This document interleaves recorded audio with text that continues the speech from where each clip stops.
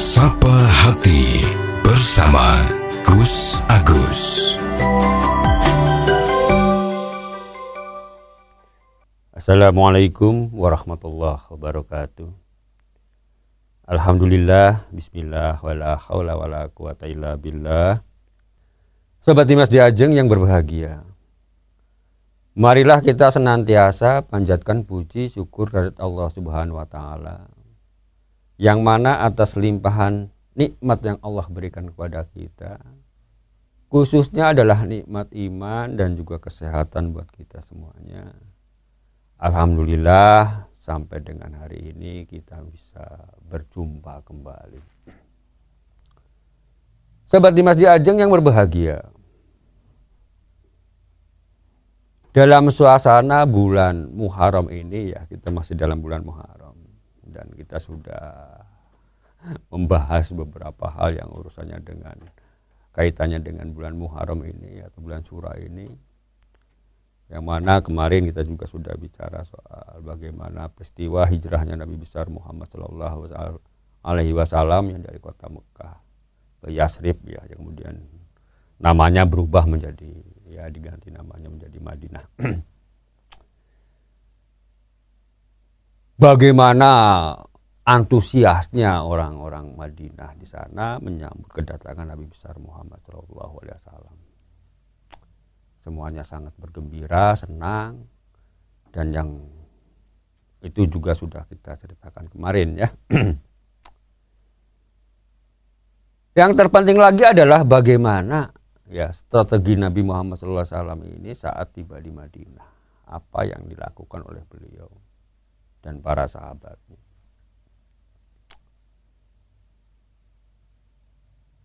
Tentu yang pertama kali beliau kerjakan itu adalah membangun masjid ya. Membangun masjid yang ya sampai sekarang ya itu namanya Masjid Nabawi ya. Ya, itu pertama kali didirikan oleh beliau ya sama sahabat-sahabatnya itu, baik itu dari sahabat Ansor maupun sahabat Muhajirin gitu kan. Dari kaum Ansor maupun kaum Muhajirin maksud saya. Itu secara gotong royong, secara bersama-sama. Karena pembangunan masjid ini sangat penting sekali ya, harus dilakukan karena sebagai pusat. Kalau zaman Rasulullah ini adalah sebagai pusat kegiatan apapun. Tidak hanya sekedar tempat ibadah, tidak hanya sekedar tempat sholat, itu tidak. Tempat berdoa itu tidak. Tapi semua aktivitas, kegiatan yang baik itu yang berhubungan dengan kemasyarakatan, ya, dengan pendidikan, dengan politik. Ini kalau sekarang ini kan banyak orang yang sudah mulai mencoba memisahkan antara agama dengan hal-hal lain kan begitu. Padahal ini sangat manfaatnya sangat besar ya, strategi ini sangat besar oleh Rasulullah SAW pada waktu itu dipakai ya, sebagai tempat mempersatukan umat dan seterusnya dan seterusnya. Maka yang utama sekali adalah membangun masjid. Walaupun saat itu memang masjidnya masih ya bukan masjid yang seperti sekarang ini ya, ini yang sudah berapa kali renovasi, tapi ya masjid yang memang masih sangat sederhana saat itu. Yang hanya terbuat dari batu bata gitu kan Mas. Ya, kemudian ya tiangnya pakai tiang pohon korma gitu kan. Kemudian ya atapnya masih menggunakan atap pelepah ya, pelepah daun korma. Ya sederhana. Tapi fungsinya itu tadi. Banyak sekali yang manfaat yang difungsikan. Kalau bicara soal ini ya boleh kita rinci ya supaya kita menjadi tambah apa namanya itu. Ya paling tidak untuk sebagai umat muslim ini untuk mengingat kembali ya, mengingat kembali dan bagaimana nantinya menggunakan masjid ini tidak hanya sekedar sarana ibadah. Karena begini, kalau kita melihat ya, fenomena sekarang ini kan, masjid-masjid di kita ini kan, wah namanya di Indonesia itu masjid itu banyak banget. Boleh dikatakan tiap kampung itu mesti ada masjid. Tidak hanya sekedar kampung ya. Satu kampung itu kadang-kadang ada 2-3 masjid kan Mas. Ya, bisa dikatakan satu RW pun kadang-kadang ada masjidnya. Ya, saking banyaknya. Cuman Ya itu tadi, hanya banyaknya dipakai hanya untuk ya sholat saja, pun sholat pun yo beberapa orang saja yang datang ke masjid gitu kan. Ini kan fenomena ini sebetulnya ada apa sih? Apa yang terjadi kan begitu? Kok beda jauh dengan zaman dahulu gitu. Apalagi kalau dibandingkan dengan zaman Rasulullah itu ya jelas sangat jauh berbeda gitu kan. Ya karena tidak bisa memfungsikan masjid sesuai dengan fungsinya. Sebetulnya kan di situ. Ya, masalah akarnya itu kan di situ. Ya, dan juga dengan pengaruh-pengaruh yang lain yang dapat membuat orang itu jadi enggan atau malas datang ke masjid.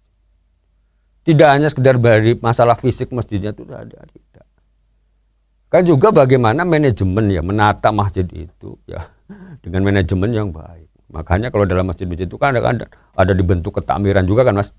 Nah, takmir masjid gitu kan. Ya artinya pengurus-pengurus yang memang ya tugasnya adalah untuk bagaimana mengelola masjid ini supaya bisa difungsikan dengan baik. Bukan sekedar masalah bagaimana membuat keindahan masjid itu sendiri itu, tapi banyak hal yang lain. Kalau secara fisik ya semua orang bisa saja membuat fisik itu menjadi bagus asal punya dana gitu kan Mas. Ya. Tapi kan yang jauh lebih penting lagi adalah bagaimana membangun rohani kan begitu pada umatnya itu supaya bisa memakmurkan masjid. Itu kan yang paling penting kan di situ sebetulnya. Dan juga dampak keluarnya ya. Efek keluarnya itu supaya menjadikan orang-orang itu menjadi orang-orang yang memang bisa menjalankan aturan-aturan agamanya sesuai dengan apa yang sudah digariskan di dalam agama kita. Ya, bukan terjadi sekarang ini kan banyak oknum kan. ya nggak usah orang-orang awam ya, orang-orang yang dianggap mengerti agama pun banyak yang menjadi oknum gitu kan Mas. Ya, melakukan korupsi, melakukan penipuan, mementingkan diri sendiri dan seterusnya. Ini kenapa? Karena ya itu tadi ya, punya masjid hanya sekedar untuk simbol saja, boleh dikatakan kan begitu. Tidak mengilhami dirinya untuk berbuat baik. Ya kembali lagi ke tadi ya, bagaimana pada saat zaman Rasulullah SAW pada saat itu membangun masjid.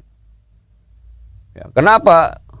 Yang pertama adalah fungsi masjid itu sebetulnya ya, kalau zaman Rasulullah sampai zaman sekarang pun itu masih sama sebetulnya ya. Itu sebagai wadah kesetaraan, itu yang pertama. Nah, coba kalau kita perhatikan ya. Kalau kita masuk ke dalam masjid itu kan secara otomatis enggak siapapun orangnya gitu kan Mas. Pangkatnya koyo opo gitu kan. Ya statusnya seperti apa? Ya apakah itu status sosialnya, status ekonomi ya sosial ekonominya gitu kan. Ya apa derajat pangkatnya yang namanya udah masuk ke masjid ya kan sebetulnya sama saja. Tidak ada bedanya gitu kan. Ya artinya kalau muadzin sudah ada, sudah qomat ya berjamaah ya mereka semuanya nggak ada yang kose tunda dulu berjamaahnya. Itu kan tidak mungkin karena mentang-mentang pangkatnya tinggi atau mungkin orang yang kaya tidak bisa seperti itu. Begitu imam itu sudah berada di depan gitu kan otomatis makmum siapapun orangnya kan ikut gerakan imam gitu kan Mas. Malah yang nggak ikut gerakan imam ya sholatnya batal gitu kan ya kita ngomong sholat kan begitu. Ya. Kan artinya apa? Ini setara kedudukannya di dalam masjid itu. Nah itu laki-laki, nah itu perempuan.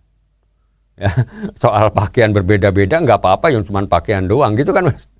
Ya, ada yang pakai kopiah aja, ada yang pakai udeng-udeng gitu kan Mas, ada yang pakai sorban semonggo, ada yang pakai sarung celana itu silahkan saja. Tapi di dalam masjid ini semuanya berlaku sama.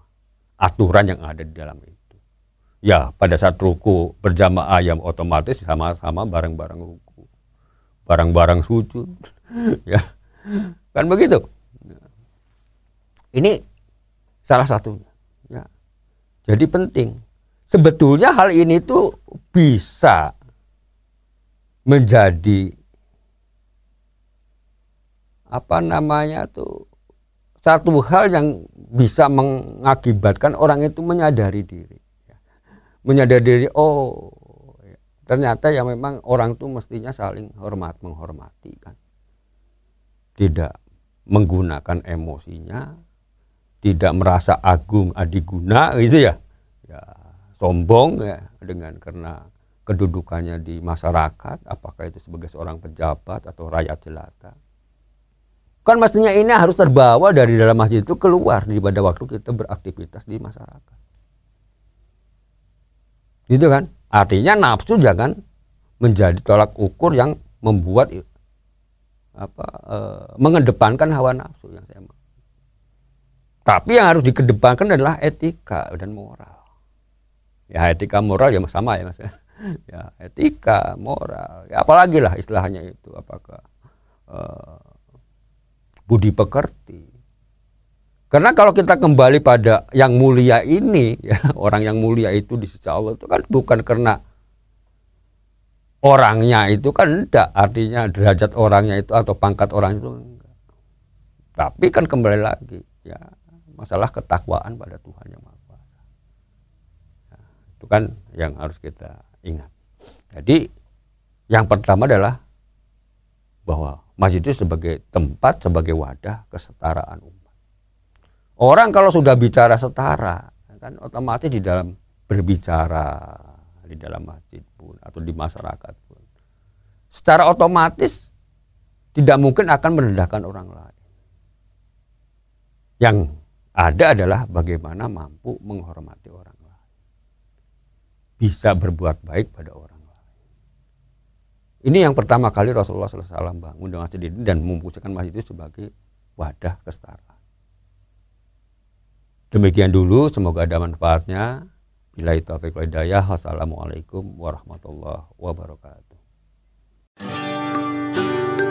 Sapa Hati bersama Gus Agus.